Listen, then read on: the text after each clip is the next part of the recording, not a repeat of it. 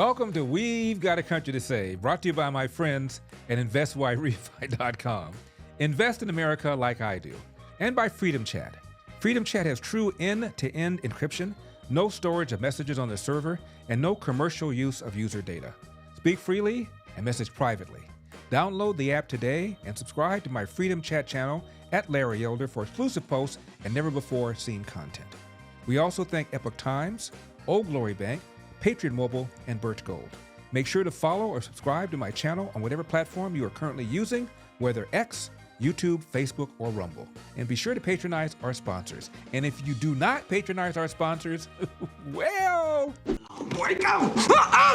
Oh! You get this straight, kicker. Don't you go mistaking me for some whole other body. We know where you live. J.D. Vance sits down for an interview with CNN. When will Harris do the same? It is still the economy stupid. All of that and more. Kamala! Hello. Hi! Congratulations. Oh my goodness. Now, listen, let's be clear. You are the puppet, and I'm the puppet master. Just call me Daddy. Big Daddy Barack. From now on, you're my both literally and figuratively. Now look, we're going to rig this thing just like we did for Joe. So you don't have to really do anything. Just don't it up. But it would be nice if you could pretend to not be a total idiot. Just until November. Like, don't talk about you know nothing about.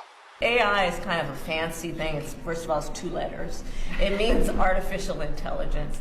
But ultimately what it is it's about machine learning.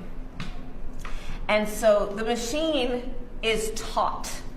And look, we get it. You like Venn diagrams. You don't have to keep reminding us. I love Venn diagrams. I love Venn diagrams. I love Venn diagrams. And for the love of God, stop with the laugh. Your laugh, it's weird. It's a weird laugh. You scare people. It's not even a laugh. It's more of a cackle. You're like the Wicked Witch from The Wizard of Oz, except you're brown. You're like a cross between a human being and a hyena. You're like a transgender version of the Joker. All right, now look, we need this rigged election to look real. And we know that nobody really likes you, so this is what we're going to do. We know you can't fill a stadium like Trump. So what we're going to do instead, we're going to bring in a popular musician by the name of Megan Thee Stallion. Now, Megan Thee Stallion is going to host a free concert. This concert will be in Atlanta. And so now here's the twist. You're going to come on stage and speak for a bit. Then we pretend that it was a Kamala Harris rally. Then America will think that you can fill up a stadium just like Trump does. American voters are stupid. They'll totally fall for it. And when speaking, I want you to try to sound as black as you can. Instead of saying everyone, I want you to say y'all. And you all helped us win in 2020, and we're going to do it again in 2024. Black people love that. I grew up in Hawaii, but hell, it worked for me. All right, what do you think? I'm looking forward to doing this, getting out there, being on the road. And we're going to have some fun with this too, aren't we? No, I said stop it with a laugh. Damn it, Kamala, don't this up. Now, I told you the media was going to transform Kamala Harris into a combination of Joan of Arc and Rosa Parks. If anything, I understated it. Battleground momentum. New numbers showing the Harris-Walz ticket is gaining ground. Vice President Harris gaining momentum. Momentum in some key states. This morning, Vice President Kamala Harris gaining momentum. Gaining momentum. Gaining momentum. Gaining momentum. But look, this momentum, keeping the momentum. Harris's momentum. Harris's momentum. You can't slow down the momentum. It's remarkable momentum. Mission number 1 is create the momentum and then keep the momentum. What does momentum look like in the polls? Kamala Harris is doing 2 things here. Number 1, momentum, and number 2, momentum. But take a look here. Clear momentum. So momentum it is today. Momentum it is. Democrats ride a wave of momentum. She does have that momentum. The Democrats are riding a wave of momentum, generating a kind of momentum. The Harris team is going to want to keep this momentum. Keep the momentum going. They want to keep that momentum. The momentum here is amazing. The crowds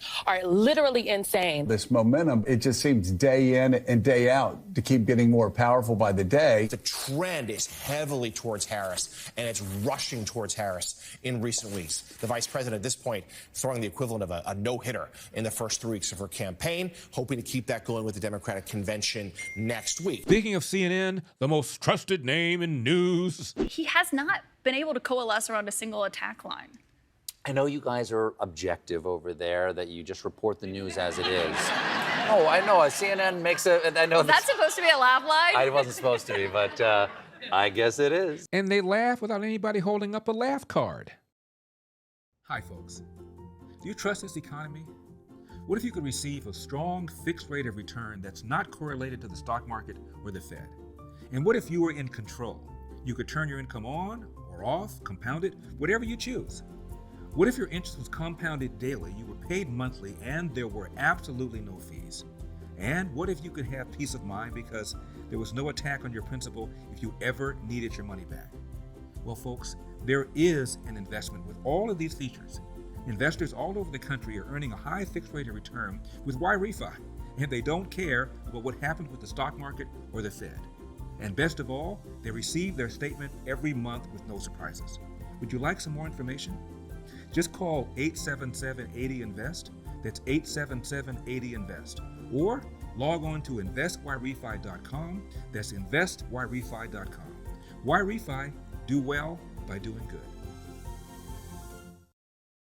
J.D. Vance tells Dana Bash when explaining his childless cat lady's comment, says Kamala is anti-family and wants us to reduce the number of children because of climate change. John King is doing a project talking to voters all over swing states. He talked to Republican voters in the critical swing state, must-win, I would say, swing state of Pennsylvania. Of course.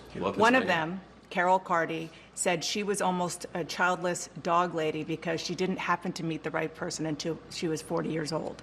Another, Joan London, was offended that you don't think she has a stake in the future of the country because she doesn't have children. What do you say to key voters like that, Republicans, swing voters, who are put off by your views? Well, what I would say, Dana, is if you look at what I said in context, the Harris campaign has frankly lied about what I actually said. I'm pro-family. I want us to have more families, and obviously sometimes it doesn't work out, sometimes for medical reasons, sometimes because you don't meet the right person. But the point is that our country has become anti-family in its public policy. Let me just give you an example of this. So after our second child was born, my wife and I, we have 3 little kids. After our second child was born, we get the baby home from the hospital. We get this ridiculous out-of-network medical bill that is financially shocking, and we're pretty well off. And that happened because we have ridiculous laws in this country that are anti-family. I've sponsored legislation to try to fix things like that so moms and dads don't get these surprise medical bills. I think it's important for us to be pro-family. That's all that I've ever said. If you want to be pro-family, I want to, because you do criticize, as you just did, the Democratic Party for being anti-family. I do. You called out Kamala Harris and Pete Buttigieg in particular. Kamala Harris has 2 stepchildren. Pete Buttigieg and his husband have adopted twins.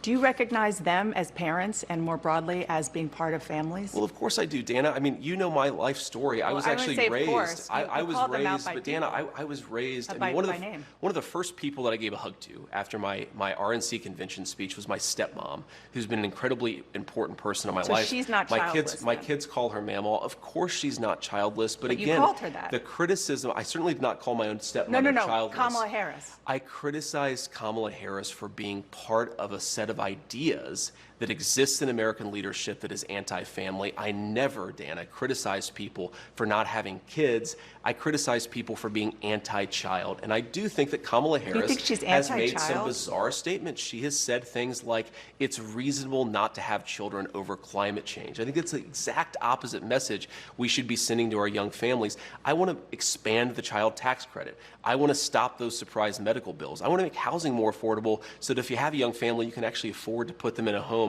And I think that it is unfortunate that so much of our public leadership has become anti-family. One final point on this, Dana, if you go back to the COVID era, one thing that really frustrated me and motivated some of these comments is we were at a point where we were kicking kids out of school. We were masking 3-year-olds and putting the masks back on them, even as they were trying to rip them off at school. I think that if we had more people who took the right perspective and had a little bit more understanding of how little kids actually operate, we would not have made so many of those mistakes during COVID. That's a whole other conversation because it's related to this because people didn't know as much because it was literally a novel virus. But Dana, you asked me about okay, you've now asked me 3 questions about comments that I made 3 years ago. I wonder what Kamala Harris thinks about the fact that she supported policies that opened the American southern border. I wonder what Kamala Harris thinks about the fact that she lied to the American people about Joe Biden's middle facility for the office. You are interviewing me, Dana, because I respect the American people enough to sit down for an interview. I appreciate that. Kamala Harris has been the nominee for 3 weeks. She hasn't sat down for a real interview. interview. Believe me, we are asking. You're not going to get a disagreement there. But the point is, Dana, you've got me for 15 minutes or however long you have me. We should be talking about public policies that matter. How are we going to lower inflation? How are we going to reduce the cost of food and housing? How are we going to close down that southern border? We've talked so little about that. We've talked a lot more about a sarcastic remark I made 3 years ago. I think we should talk about the issues that most Americans care about. And yes, Kamala Harris did advocate for a reduction in population because of climate change. When we invest in clean energy and electric vehicles and reduce population, more of our children can breathe clean air and drink clean water. Apparently, she meant to reduce pollution, not population. At least I hope that's what she meant. Peter Doocy allowed Karine Jean-Pierre to get away with saying, but for the dastardly Republicans, we could have secured the border by hiring more Border Patrol agents. How long have you guys known that Vice President Harris does not think President Biden is doing a good job at the border? Wait, say that one more time? Well, she's now promising to hire thousands more border agents than there are now under President Biden. Wait, but start your question again. How long have you guys known that Vice President Harris does not think that President Biden is effective with his border policy? I mean, that you're making a huge jump. Why she did not say this. This is something that you are assuming. I don't understand why you would assume that. It's not true. She has a campaign ad where she is saying they need more Border Patrol agents. If President Biden's doing such a good job, why do they need any more border agents? We both believe that. The president does want more Border Patrol agents. You know who's getting in the way? You know who's getting in the way? Republicans in Congress. They're getting in the way. You know who else is getting in the way? The former president, Donald Trump. He's getting in the way. I mean, there's no daylight here. I'm not understanding the question because there's no daylight. The president believes that as well, and he's worked towards doing that. There's a bipartisan, I know you guys probably get sick of me saying this, but there was a bipartisan agreement that was on the table that the president worked through for a couple of months with Republicans in the Senate and Democrats. They were told not to move forward because it would help Joe Biden by the former president. That's their decision. No, and no. Trump did not need Congress to implement policies that gave us the most secure border in recent memory. Biden reversed those Trump policies on day one, and he could reverse his reversal without any input from Congress. Unless we remember what Harris said about illegal immigration. Hi, my name is Sally Hartman. I'm a volunteer with the Center for Worker Justice. Okay. I want to know, when you become president, would you be committing to close immigration detention centers? Absolutely, on day one.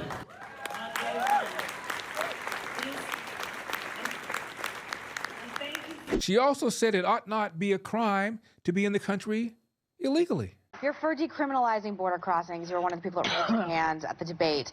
Do you agree with AOC that we should get rid of DHS altogether? That is not correct. I'm not in favor of decriminalizing or not having consequence for. We have to keep. Let me just be very clear. We have to have a secure border. But I am in favor of saying that we're not going to treat people who are undocumented across the border as criminals. That's correct. That is correct. And what we've got to do is we cannot have any more policy like we have under this current president that is about inhumane conduct, that is about putting babies in cages, it is about separating children from their parents. And we have got to have policy that is about passing comprehensive immigration reform with a pathway towards citizenship, shutting down these private detention Clarify this for me, though, because yes, I do find it confusing. Yes. I believe if someone crosses over the border, it is illegal, and you would decriminalize it. I would not make it a crime punishable by jail. It should be a civil enforcement issue, but not a criminal enforcement issue.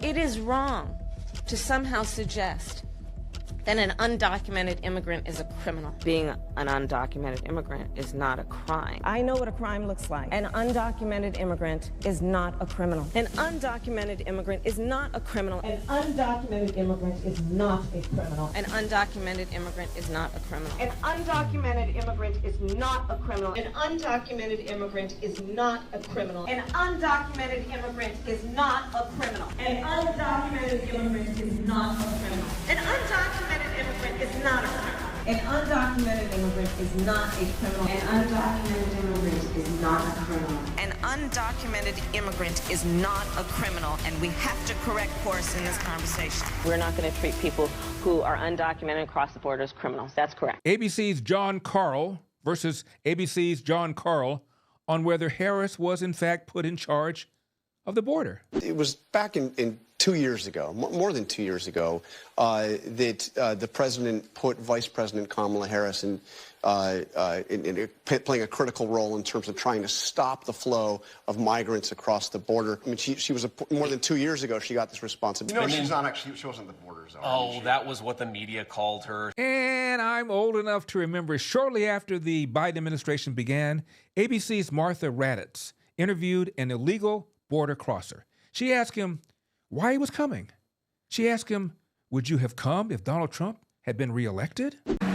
This significant surge coming after President Biden ended Donald Trump's so-called Remain in Mexico policy, requiring asylum seekers to wait there for their court proceedings. Since then, many of those tent cities along the Mexican border have emptied out as people start streaming in. We were there when a bus of 56 asylum seekers arrived at Casa Alitas, a Catholic charity shelter in Tucson. Men, pregnant women, and children stepping off the bus with only what they could carry. This father, who asked that we not show his face, traveled to Mexico from Brazil with his wife and 3 young kids before crossing the border. Would you have tried to do this when Donald Trump was president? Definitely not. Definitely. We had the chance, the same violence that is going on today was there last year. We used to watch the news, and I definitely won't do this. So did you come here because Joe Biden was elected president? Basically. The main thing was the violence in my country. And the second thing, I think, was Joe Biden. If you weren't following the news, a massive hit to the U.S. dollar came in June when Saudi Arabia did not renew its 50-year petrodollar deal with the U.S.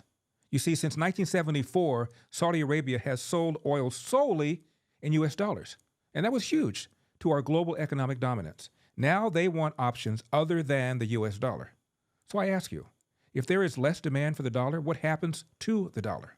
Look, it's reasons like this that Americans turn to Birch Gold Group. For over 20 years, Birch Gold has helped tens of thousands of Americans protect their savings by converting an IRA or 401k into an IRA into physical gold.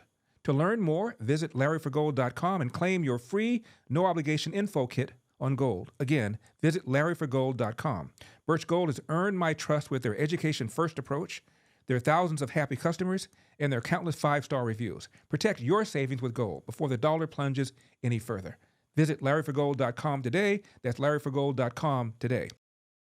In a virtual fundraiser for Kamala Harris called Comics for Kamala, actor, comedian Ben Stiller gives us his deep, insightful reasoning behind why he's backing Kamala. Another funny guy here to tell you why to vote for Kamala Harris. I'm so genuinely excited about the potential to actually win this election. Vice President Harris can actually win this thing if we all just rally around and really take advantage of this incredible energy that's happening. I want just a decent person in the White House, a person who cares about democracy more than themselves, who doesn't lie, someone who cares about people. And that's what Kamala Harris does. She's like a human being. She acts like a human being, and she has empathy and she has humor, and it's beautiful when she laughs because she's a real person who is reacting to things.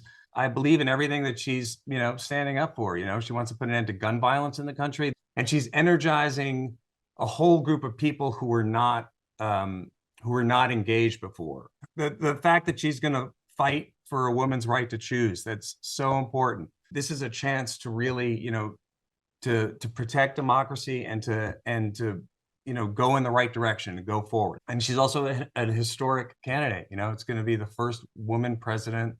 She's Indian, she's Black, she's everything. You can be more than one thing. It's incredible. I'm Jewish and Irish. I wish I was Black. Every white Jewish guy wishes he was black. You know. Gunga, galunga. Gunga, gunga, la gunga. And no sidewinding, bushwhacking, hornswoggling, crocker is gonna roll away biscuit cutter. On CBS, Biden repeats the Charlottesville both sides lie, and of course the interview says nothing. We knew he wasn't going to live.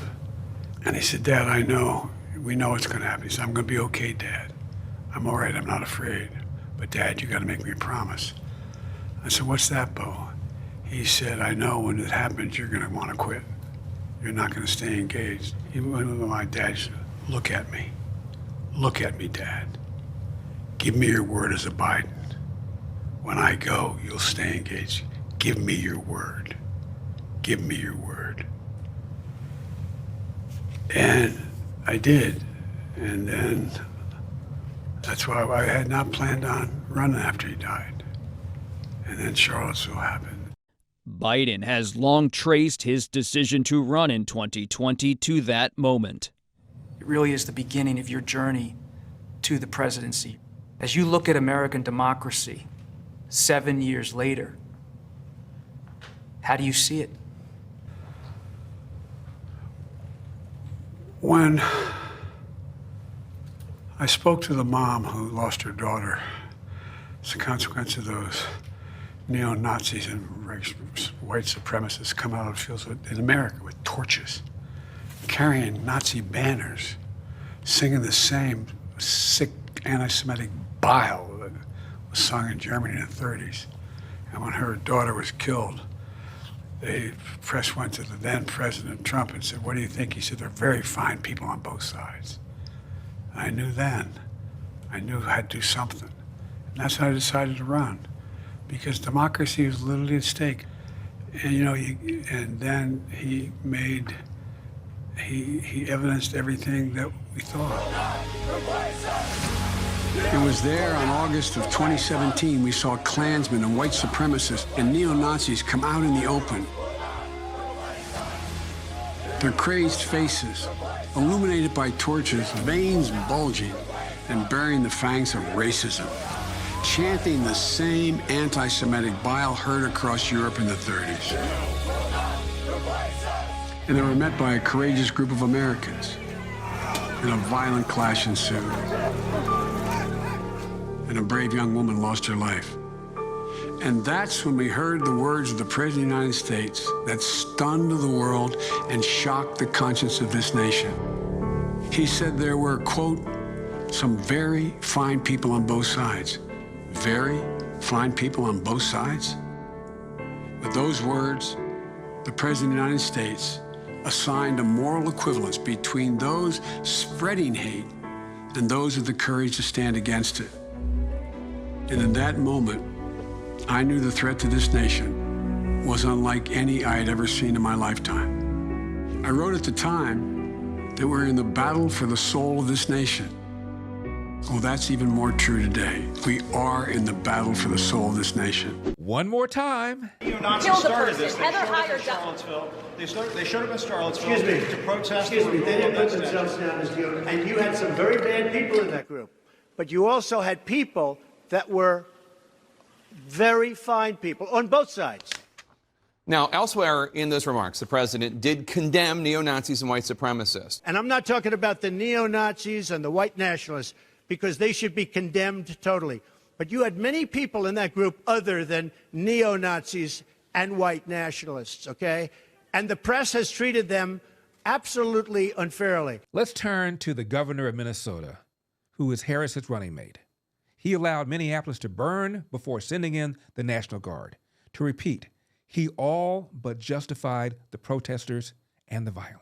Are we going to be safe? Are we going to be okay? Are businesses going to go down? Your thoughts? Well, it's my responsibility. I would tell Minnesotans that we are doing everything in our power to do that. And I want to hold those two truths at the same time. The folks you see out there at Brooklyn Center are in trauma, and they're rightfully angry at a system that does not serve them and puts black youth and people of color at risk. That is all absolutely true. We also know from experience in May there will be those that will exploit that. I've said it before, and I will say it again. The person that called compound interest the strongest force in the universe, has never encountered white guilt.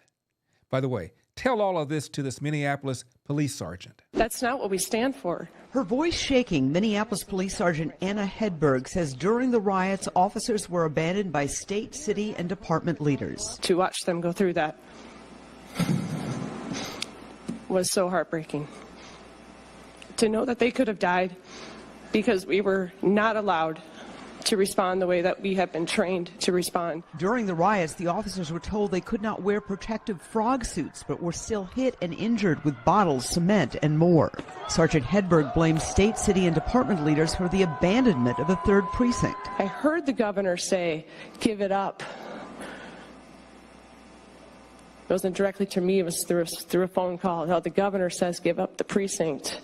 I mean, that's demoralizing for this whole state. And the 3 described a demoralized police force with dozens of officers planning to retire or quit. I believe I speak for every Minneapolis cop when I tell you that I've never been more publicly humiliated. They also described a city out of control. The crime is rampant in Minneapolis right now. And tell this to this Minneapolis business owner. Tim Walz could potentially be the vice president of the United States. You know, your experience with the way he handled this situation, how do you feel about that? Do you think that people, you know, should know about what happens here, and you have concerns about him being vice president? If he gets to become the vice president, he needs to learn how to love the people here, and especially Minnesota, because of the destruction that happened during his watch. I mean, he could be a good person, but he also needs to understand the people, the sufferings that they're going through. How long did it take for you to recover from those riots? I mean, have you fully recovered? I mean, and the city, how long has it taken to recover? Like, how does it look now 4 years later? It took me about 1.5 to 2 years to recover. During that time, a lot of people were scared to go out, and so I lost a lot of customers. People were not coming out to shop, and so I lost a lot of money and customers from that. You've been here 30 years. How have things changed? What's different today than it was when you first started? So before 2020, safety wasn't a really big concern here. You know, people were still feel safe shopping in this area. But after the pandemic, after 2020, there's a lot more people that would shoplift, that would steal stuff from the store. That would there's a lot of homeless people, you know, sleeping in this area. It's making it very unsafe for business owners and even shoppers.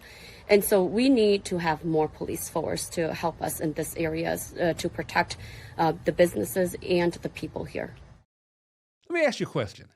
How many of you are concerned about the invasion of privacy that is currently going on by the Biden administration? Biden's DOJ is invading individuals' private messages and targeting them based on their political affiliation, and that's why I partnered with Freedom Chat, a private social messaging app that, like me, believes privacy is your fundamental human right. Freedom Chat has variable end-to-end encryption, built-in screenshot protection, no storage of messages on their servers, and no commercial use of user data. I'm such a fan of Freedom Chat, in fact, that I have created my own private channel that you can subscribe to for exclusive content, including never-seen images, videos, and posts. Simply download the app, or if you're on Android, join their waitlist. Search for my channel and subscribe. No one can see the channels that you are subscribed to or the posts that you react to. It's your own perfectly curated private news feed. Speak freely and message privately with Freedom Chat. Download the app today and subscribe to my channel at Larry Elder for exclusive posts and never-before-seen content. Now, if you're unhappy about the economy, unhappy about the 40-year high inflation, consider this stroll down memory lane. As our economy has come roaring back, we've seen some price increases. Some folks have raised worries that this could be a sign of persistent inflation. But that's not our view. These disruptions are temporary. There's nobody suggesting there's unchecked inflation on the way. No serious economist. We've said in here before, but we'll reiterate that, of course, we take the possibility of inflation quite seriously. As you know, actions that have been taken to date or proposals that have been made, most economic analysts believe that it will have a temporary or transitory impact. President Biden on December 10th said that he thought inflation was at its peak. The quote was, "I think it's the peak of the crisis." It was not. And I remember very clearly our conversations over the summer when you were talking about inflation being transitory. It was not. Are you guys being clear-eyed enough about what is going on here? Absolutely. I mean, I think the thing to recognize is that our team, at the insistence of the president, is focused on not just the month-to-month ups and downs, but on the underlying trend. That is the most illogical attitude. Not to change the subject, but Jared Bernstein, Biden's chairman of economic advisors, is not an economist. He has degrees in music for playing the oboe and social work. No degree, either undergraduate or graduate degree in economics. Logical. He does have a doctorate, as I said, in social work. Thus, Senator Kennedy addressed him as Doc. So let me ask Dr. Bernstein a question. Doc, why did you think inflation was temporary? The word, of course, transitory is what you're referring to, and I not only believe, but I've said, and this is... Well, is temporary and transitory, those are synonymous, right? Yeah, those are they're synonyms. And okay, I think well, tell me why... But I think transitory was... Tell me why you thought inflation... I'm going to be accurate. Why in your infinite wisdom you thought inflation was transitory or temporary? Well, let me be clear about what we meant at the time. And by the way, and this is contrary to what Ranking Member Scott said earlier, I did not ever say that people didn't understand transitory. What I said was we didn't understand transitory. In fact... Well, that's clear. We can stipulate to that. That word that word is temporally ambiguous. It meant different things. To some people it meant 2 weeks, to some people it meant 2 years. What we meant, and let me answer your question, we thought inflation was going to accelerate and gradually cool down over time. Now, that has turned out to be in fact, the pattern that inflation has taken. But transitory was much too ambiguous a description of that dynamic. Acceleration, cooling. So now, inflation is down from 9% to 5%. Are you telling me that when you said inflation was transitory, you were correct? No, I'm not saying I was correct or incorrect. What I'm saying was that was an ambiguous... Like you're saying you were correct. No, I'm saying that was an ambiguous and unclear word that was poorly chosen, I think, for that discussion because it meant different things to different people. To me... Well, has it been transitory? Inflation has, in fact, behaved much as I just described. We thought inflation was going to accelerate and gradually cool over time. And that is Chair's going to cut me off. Has it been transitory? Inflation has accelerated and cooled. Senator's time's expired. I want to fulfill what you said, that I was going to cut you off.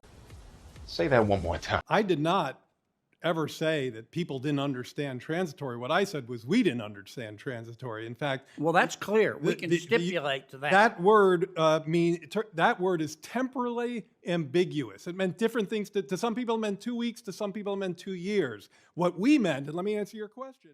In 2021, you did say that inflation was transitory. Do you regret saying that now? I regret saying it was transitory. It has come down, but I think transitory means a few weeks or months to most people. May I help you, sir? How much for an order of ribs? $2.50. $2.50?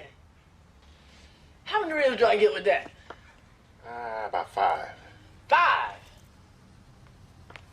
So I guess that's about 50 cents a rib, huh? Yeah, about. Okay, let me get one. Right on. One order. One order ribs. No. 1 rib. 1 rib. I sure am hungry. Make that 1 rib to go. 1 rib? 1 rib. What else? You got any soda? $1. Oh, come on now. Look out for a brother, man. Come on. Hey, check this out. Why don't you let me get a sip for 15 cents? My cups cost more than 15 cents. All right, the cup. Pour it in my hand for a dime. Now let's look at this interview J.D. Vance did with CNN's Danny Bash. First of all, at the very least, Vance is doing an interview. And notice how combative Bash gets as the interview goes along. Thank you so much for doing this. Yeah. Appreciate it, Senator. Thank you. Within a week of you being named on the VP ticket, the Democratic nominee changed. And you guys seem to be struggling a little bit with how to approach the new dynamic. How are you approaching your new opponent and the new ticket? No, they are not, as Bash put it, struggling a little bit to deal with Harris. It's that you, Dana Bash, and your colleagues in the media have turned her into, as I said before, a combination of Joan of Arc and Rosa Parks. That's what they are struggling a little bit with. You no longer care about inflation hitting a 4-year high. You no longer care about how people are paying 50% more at the pump compared to 3.5 years ago.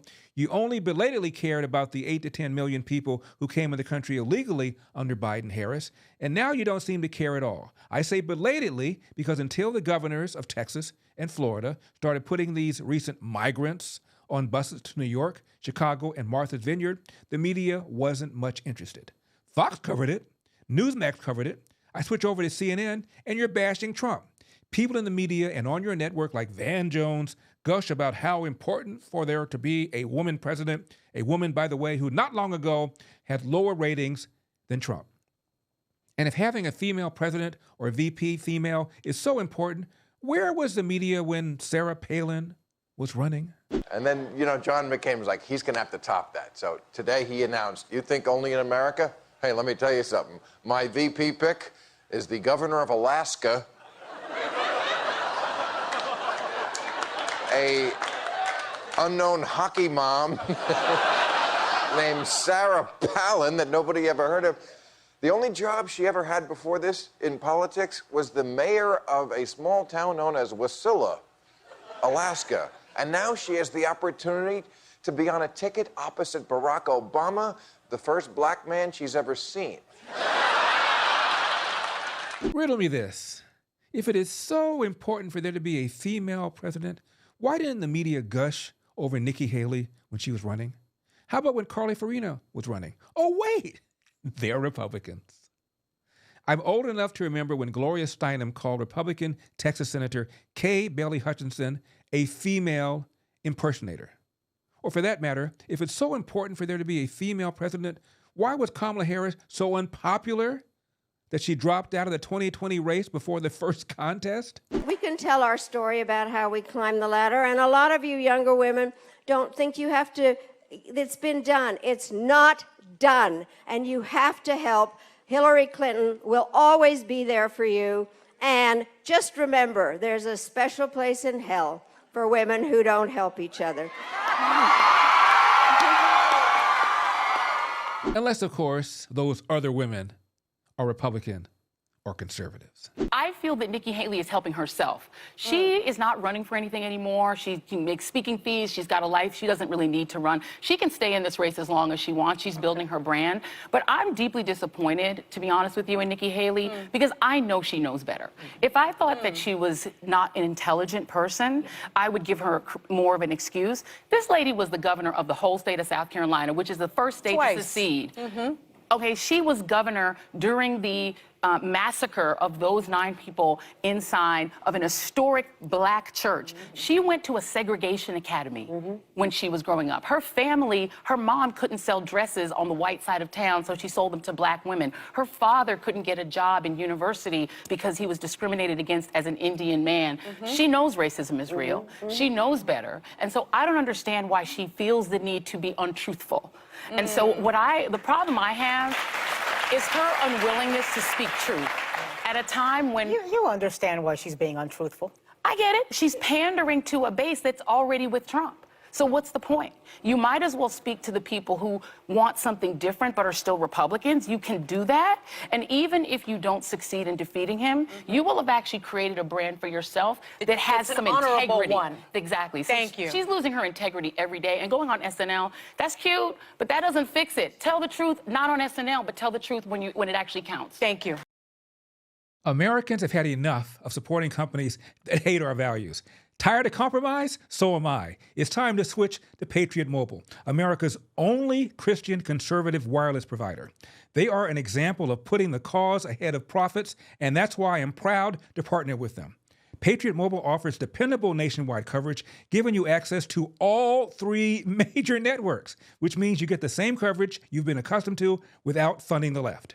When you switch over to Patriot Mobile, you're sending a message that you support the First Amendment, the Second Amendment, the sanctity of life, and our military vets and our first responder heroes.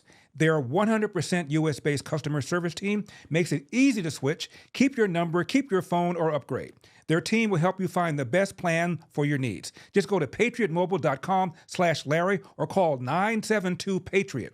That's patriotmobile.com/Larry or call 972-PATRIOT. Get free activation when you use the offer code Larry. Join me and make that switch today. patriotmobile.com/Larry, patriotmobile.com/Larry or call 972-PATRIOT. But Kamala is being loved on. Who cares about the disastrous pullout of Afghanistan, how it emboldened Hamas, Iran, Putin, and China? Who cares?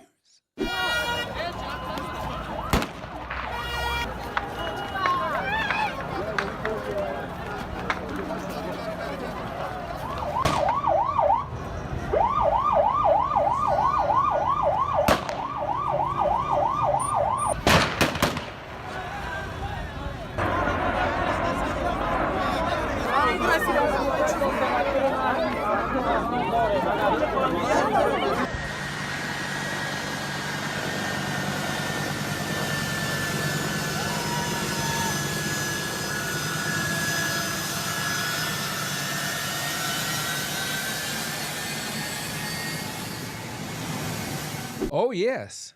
Harris owns that decision, given how she claims on all of Biden's major decisions, and this was certainly one of them, she was always the last person in the room.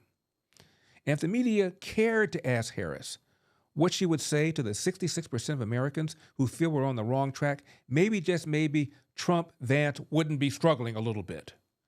But it's not entirely your fault, because she won't do interviews, and you're letting her get away with it. But you're obsessed with a sarcastic comment that Vance made about childless cat ladies. Bash was really bothered when Vance said, given that Biden's brain has been AWOL, Harris has been calling the shots. That was an easier case to make when Joe Biden was in there because people associate Joe Biden with the policies. But I think Kamala Harris clearly owns the policies of the Biden-Harris administration, especially when we consider the fact that, as we've all learned over the last few months, Joe Biden clearly isn't capable of doing the job. And so I think that drives home that Kamala Harris really has been the one calling the shots. I mean, how could she not? I think Joe Biden doesn't really know where he is. Kamala Harris has been calling the shots as who? Well, I think she has to have been, right? Because if she's not calling the shots, Dana, then who is? And I do think it drives home something that's fundamentally dishonest about the way that Vice President Harris and also a lot of senior Democrats have approached this. If you remember, for months, even years, the argument was that Joe Biden was sharp, he could clearly do the job. And the minute that he performed poorly in that debate and he became political dead weight, you have Kamala Harris and everybody else trying to throw him overboard. But I think the more troubling question is, why did so many senior Democrats, including the vice president, cover for him? And if Joe Biden wasn't capable of doing the job, as even a lot of Democrats say now, was Kamala Harris in charge or was somebody else in charge? And that's a real issue. There's no evidence that Kamala Harris threw him overboard. There's no evidence Kamala Harris threw him overboard? All right. All she had to say was, wait. Not fair.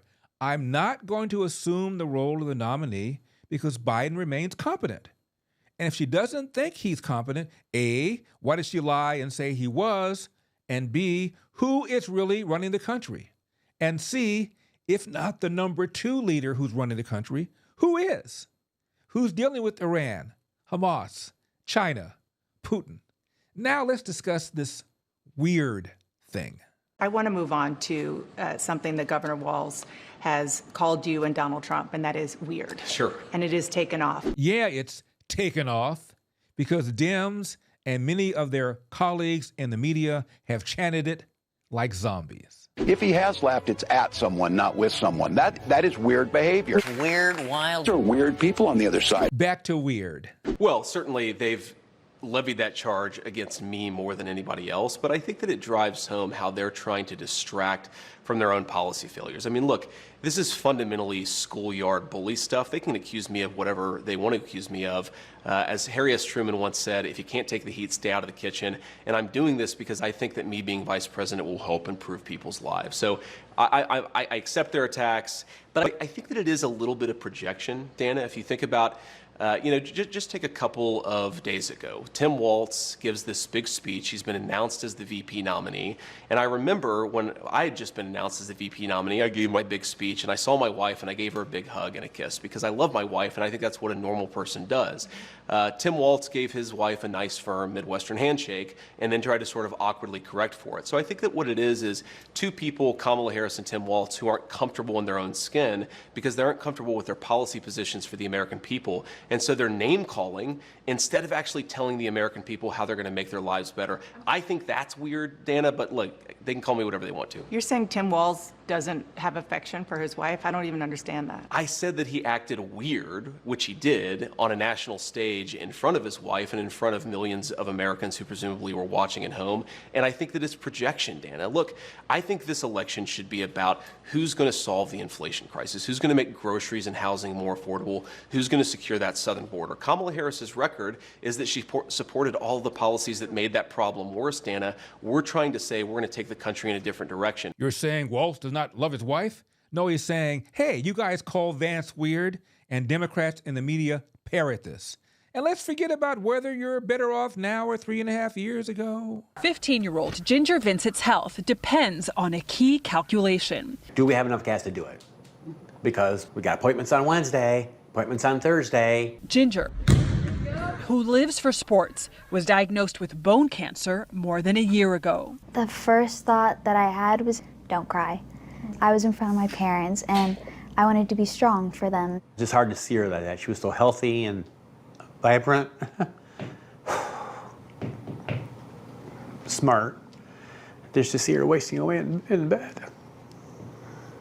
Parents Keith and Annalisa Vincent have watched Ginger go through chemo and multiple surgeries, even lung surgery, just last week. Physical therapy, Ginger's CT appointment. scan. Ginger's appointments, including physical therapy, are at times more than an hour away from her home in rural Indiana.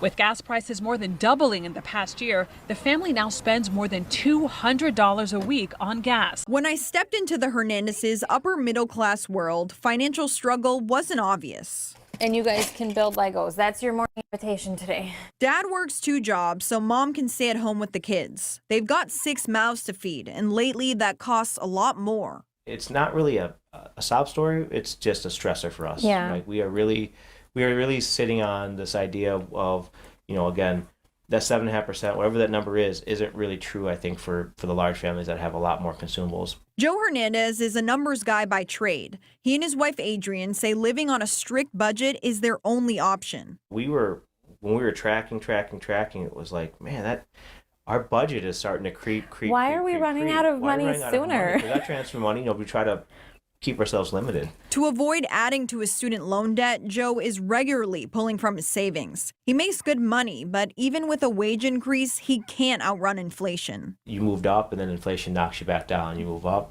and inflation. Or your tax brackets too, And it's not to complain. It's just though you were hoping for that big bump, and then it's like, oh, okay, here we go again. Management professor Michael Greiner says middle to upper class families are actually noticing the impact of inflation more. That's because people like Joe are seeing their incomes increase by less than the rate of inflation. In turn, their real incomes decline, and they can't afford to buy as much stuff as before. That's the type of thing that when people look at it, they really start to get concerned about the future.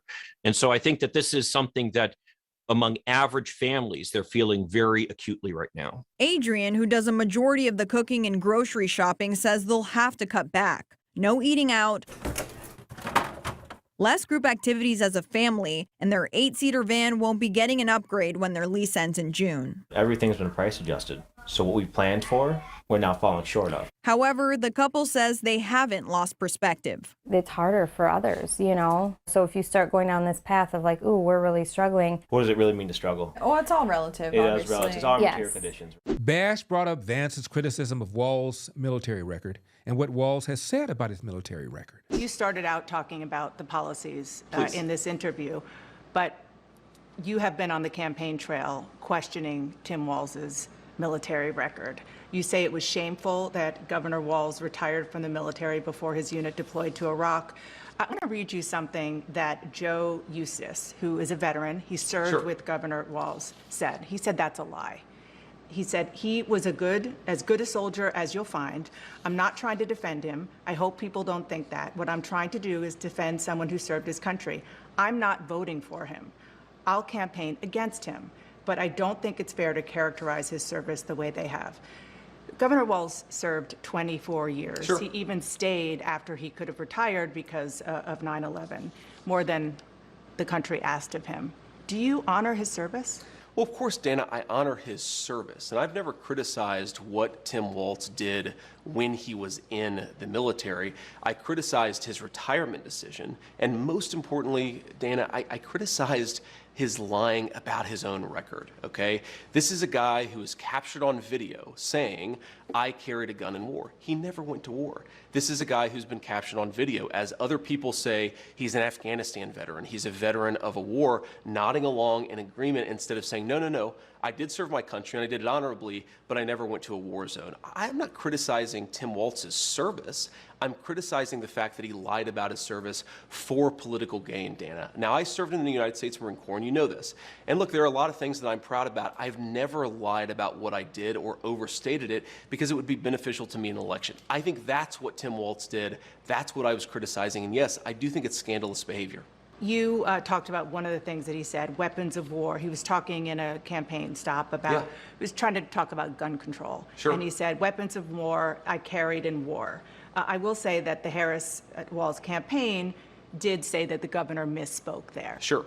Do you accept that? He misspoke. Another word is that he lied about it, and he didn't correct the record for 15 years until he was put under political pressure because I called it out, Dana. Whatever you want to call it, a misspeaking or a lie, I think Tim Walz should have to correct the record. Now, you pointed out a soldier who defended his service. There have been a number of soldiers who served with Tim Walz who have criticized him on the exact same grounds that I have because it's not right to misstate or to embellish what you've done, and I think that's what he did.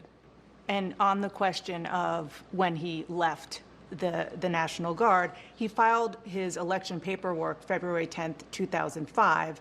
That was a month before the National Guard even announced that it was possible that they would deploy to Iraq, and it ended up being 2 months. He retired 2 months before they actually got the paperwork. But on CNN last night, Dana, one of the people who was actually in charge of him said they knew they were going to deploy to Iraq in February of 2004, fall of 2004. So he knew he was going to Iraq. He decided to quit, to retire, whatever word you want to use. Retire. Because he wanted to run for Congress. He lied about that. He said that when he decided to retire, he did not know that he was going to Iraq. That is another untruth, as even his senior military officer said. So again, I'm not criticizing the service, I'm criticizing the dishonesty. Dishonesty spoken in favor and for the purpose of political benefit. And I think that the most important thing here, Dana, is it goes to Kamala Harris's judgment.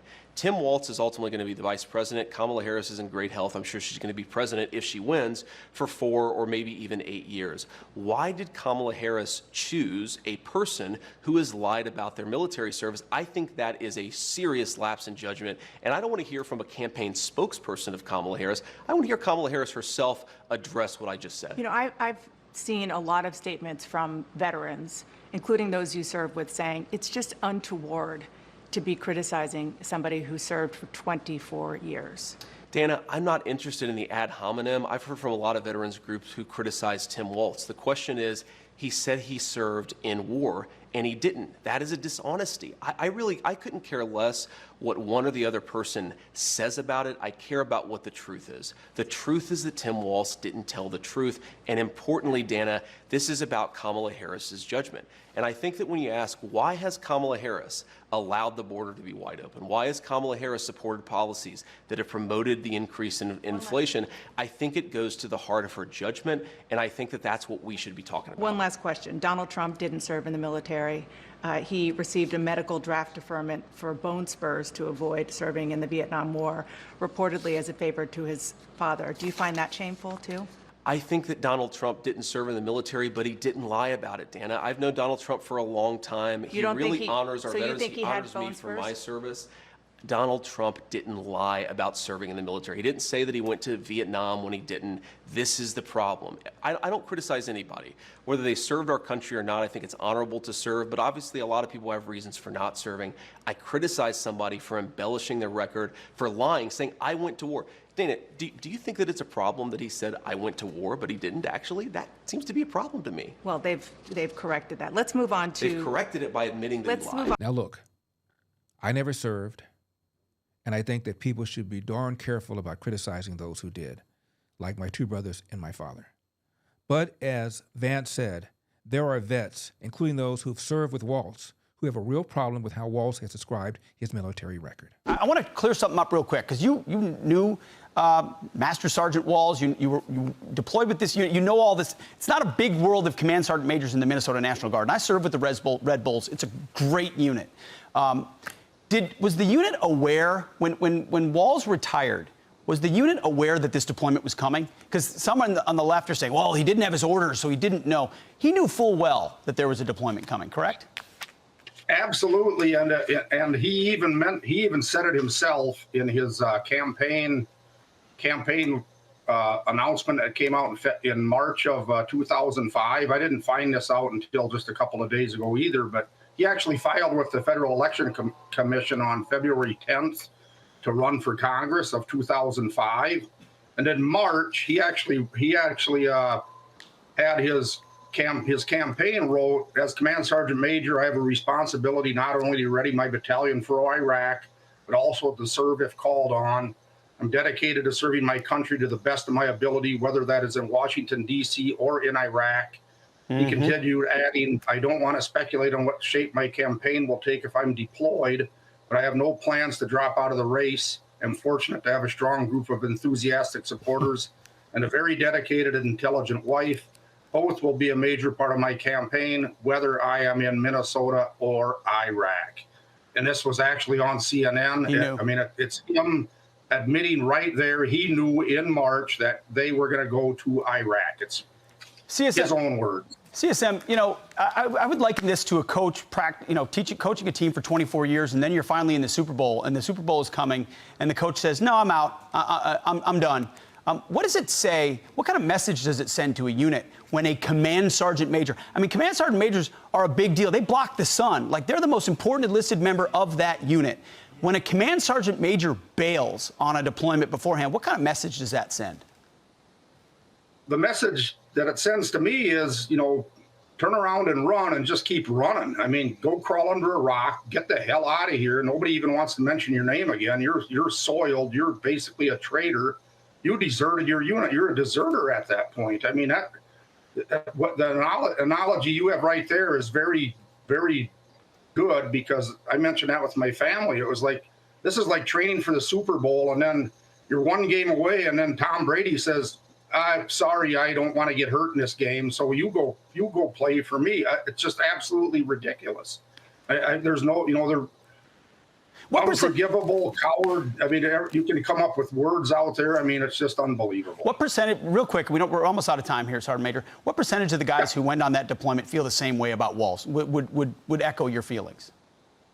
I would guess that it's got to be in the 98, 99%. I mean, there's a couple out there that have spoken out and said, how can you do this to the guy and whatever, but he did it to himself. I mean, all I am is the messenger. He made the message, and and it was like it needed to get brought out, and I just happened to be the one that God said, you're too dumb to keep your mouth shut, so go spread the word. Do you ever wake up and realize your life has no purpose? Do I have a death wish? Morgan asked. Maybe I did. I thought this would be our final run ever. We had made millions and millions of dollars, but God had other plans. Peter Lowe, the one-time drug dealer turned pastor, along with two others, will be executed at 12 midnight local time. You can be in heaven, or you can be in hell. The choice is yours. I found Christ in here, and he forgave me. My name is Peter Lowe, and I will be executed in 2 hours.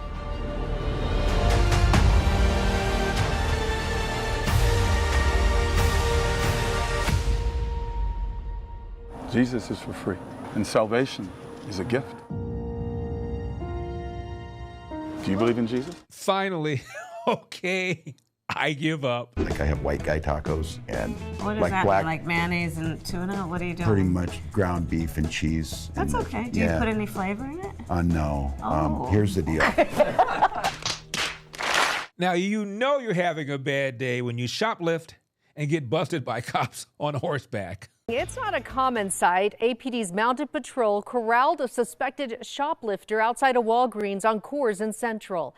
News 13's Jessica Baron shows you the video.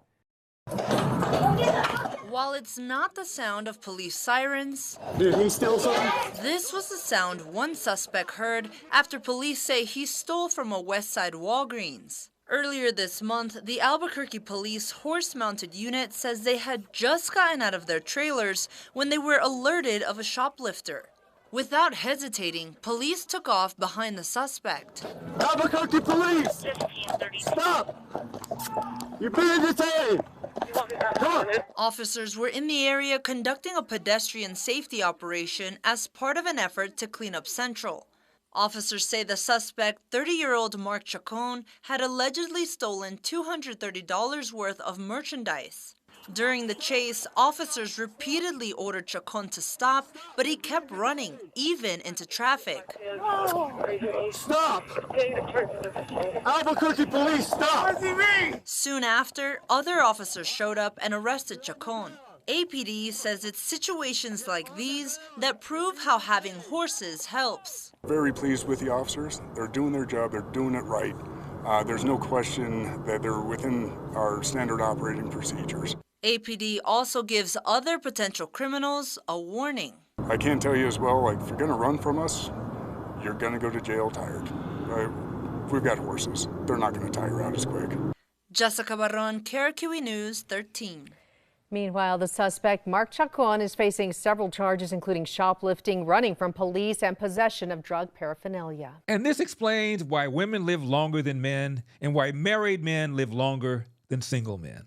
Babe, I don't know why you feel the need to go to my doctor's appointment. This is my doctor's appointment. This is my VA. This is my time for me to go and talk to my VA doctor. I know it's your doctor's appointment, but as your spouse, I'm also going with you. Because the last time you went to the doctor's, I said, well, what did your doctor say? Oh, he said, I'm good. And you just walked off. No. I have a list of things that I'm going to ask him about you. I have to be there. You don't have to be. Yes, I can tell you everything they say. I'm good. How did you get my labs already? Listen, it's on Healthy Vet. There's no HIPAA when it comes to spouse. Okay? I'm going. You're gonna like it, and we're gonna have a good time. Well, baby, don't ask them a whole lot of questions. They don't have much time in between. I got my questions written down. It's gonna be straight and to the point. You don't really have to say anything. You just need to sit there. Honestly, you really don't even have to go. I'll just go for you. And last, this is a born politician. Thank you for coming. Glad you could make it. Thank you for coming. Thank you for coming. Thank you for being here. Thank you for coming. Nice to see you.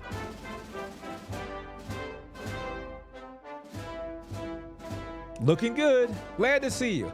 Good to see you. Hope you enjoyed We've Got a Country to Save. Brought to you by my friends at investyrefy.com. Invest in America like I do. And by Freedom Chat. Freedom Chat has true end-to-end encryption, no storage of messages on the server, and no commercial use of user data. Speak freely and message privately. Download the app today and subscribe to my Freedom Chat channel at Larry Elder for exclusive posts and never-before-seen content. We also thank Epoch Times, Old Glory Bank, Patriot Mobile, and Birch Gold. And make sure to follow or subscribe to my channel on whatever platform you're currently using, whether it's X, YouTube, Facebook, or Rumble. And be sure to patronize our sponsors. And remember, we've got a country to save.